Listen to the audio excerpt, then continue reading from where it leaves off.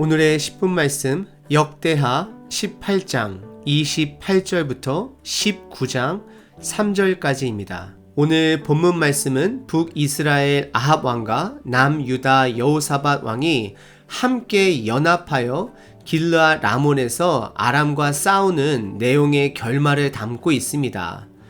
아합 왕은 거짓 400명의 선지자들의 승리한다는 말과 본인이 스스로 싸우기로 뜻을 정했기 때문에 그는 승승장구하며 본인이 이번 전쟁에서 죽게 되리라 예언을 했던 미가야 선지자를 감옥에 가두고 전쟁 이후에 그가 돌아와 그를 처단할 것 같은 기세로 전쟁에 참여하는 내용입니다. 그리고 남유다 여호사밧 왕은 하나님의 뜻을 찾으면서도 결국 악한 왕 아합을 따라 함께 전쟁에 나가게 됩니다. 오늘 여호사밧의 왕의 삶을 통해 우리의 모습을 돌아보길 바랍니다. 하나님의 뜻을 찾으면서도 결국 세상 논리 힘 앞에 눌려 세상의 방법대로 살아가는 우리의 모습을 보여주고 있습니다. 눈으로는 여러분들 성경책에, 귀로는 저와 함께 본문을 관찰해 보겠습니다.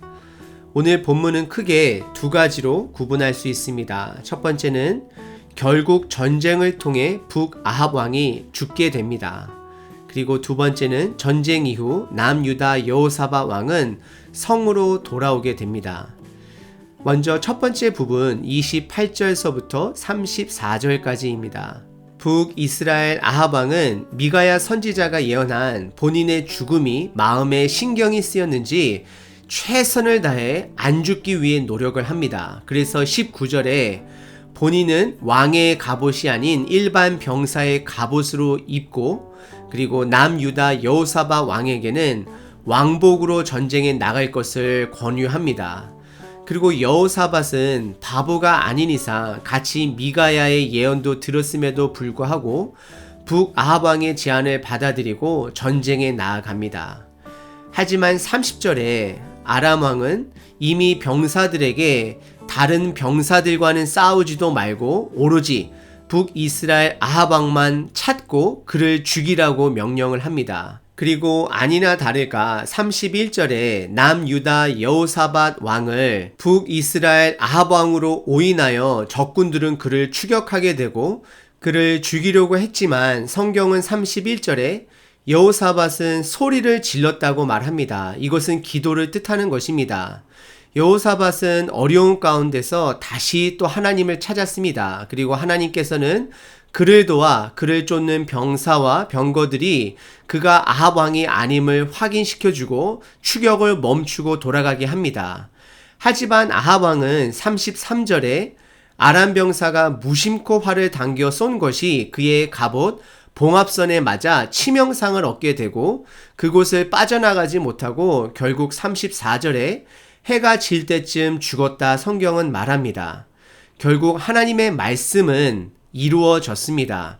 우리는 여기서 하나님의 뜻은 사람이 꺾을 수 있는 것이 아님을 기억해야 합니다. 당연한 것임에도 불구하고 우리 삶 속에는 하나님의 뜻을 꺾기 위해 수많은 노력하는 우리의 모습을 보기도 합니다. 아합 왕은 옷도 변장해서 나아갔고 분명히 그날 갑옷 안에 최선을 다해 죽지 않기 위해 몸을 보호했을 것입니다. 그리고 그날 본인을 보호하는 병사들도 더 많이 두었을 것입니다.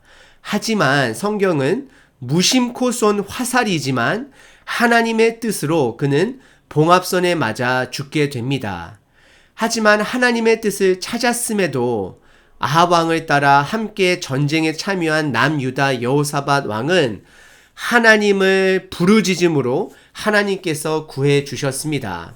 그리고 두 번째 부분은 19장 1절부터 3절입니다. 1절에 유다 왕 여호사밧이 평안히 예루살렘 궁에 돌아왔음을 말합니다.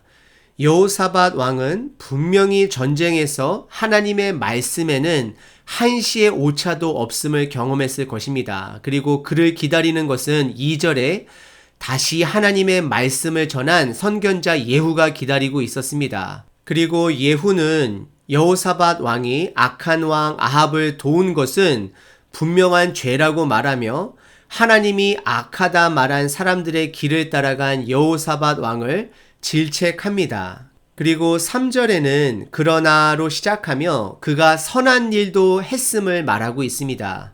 그의 선한 일은 두 가지였습니다. 첫 번째는 우상을 제거한 것과 두 번째는 하나님을 찾은 것은 선하다라고 성경은 고백하고 있습니다. 오늘 본문에서 말하는 것은 크게 세 가지입니다. 첫 번째는 하나님을 믿는 사람들의 끝과 믿지 않는 자들의 끝은 이미 결정되어 있습니다. 사람이 이것을 바꿀 수는 없습니다. 이것을 믿는 믿음의 사람들은 그래서 좌절하는 순간이 올지라도 다시 회복시켜줄 하나님을 믿기 때문에 포기하지 않고 과정에 집중할 수 있는 것입니다. 그리고 악인들이 더 잘 사는 것처럼 보일지라도 그들의 끝은 멸망이기 때문에 그런 사람들의 삶의 길을 안 따라갈 수 있는 것입니다. 그리고 두 번째는 우리는 연약한 존재들입니다. 여호사밧 왕처럼 하나님의 뜻을 구했음에도 불구하고 결국 악한 왕 아합을 따라 전쟁에 나간 것은 그의 죄입니다. 그리고 그의 연약함입니다.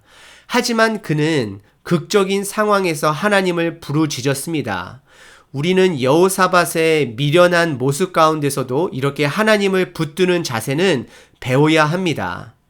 그리고 마지막 세 번째는 우리 삶의 성경 말씀을 매일매일 가까이 두고 묵상하셔야 합니다. 여호사밧에게는 그를 훈계하는 하나님의 선지자들이 있었습니다.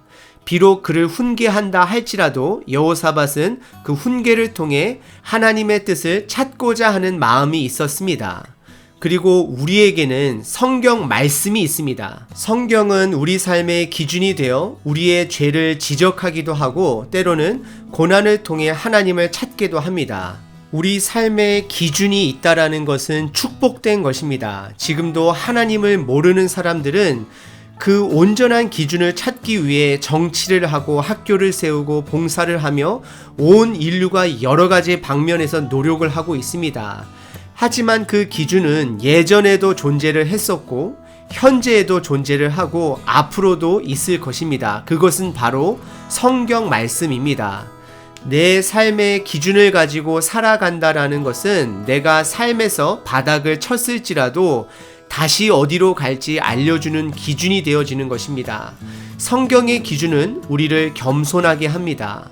성경의 기준은 우리에게 은혜의 법을 일깨워 줍니다. 성경의 기준은 우리에게 고난을 이기게 합니다. 성경의 기준은 우리 자녀들에게 그리고 후손들에게 동일한 기준을 전달합니다. 성경의 기준은 나의 죄를 보여줍니다. 성경의 기준은 남을 이해하고 품고 사랑하게 합니다. 성경의 기준은 모든 사람들이 평등해야 함을 알려줍니다. 성경의 기준은 이 땅의 불공평함을 결국 평등하게 만들어줍니다. 성경의 기준은 살아있는 기준으로서 내 삶 속에서 적용할 수 있습니다. 성경의 기준은 기준이 변해가는 세상 속에 평안을 줍니다.